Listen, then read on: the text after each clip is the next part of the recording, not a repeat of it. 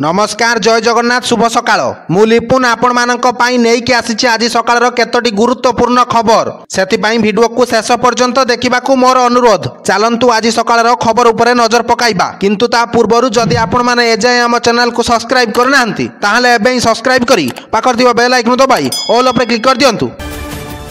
मध्य प्रदेश महिला और शिशु विकास विभाग 2025 पाई अंगनवाड़ी सहायिका और कर्मी पदवी रे 17,477 खाली पद पूरण करने पाई विज्ञप्ति जारी करिछि। तेबे +2 श्रेणी पास करथिबा महिला प्रार्थी माने एही सरकारी नियुक्ति रे आवेदन करि परिबे।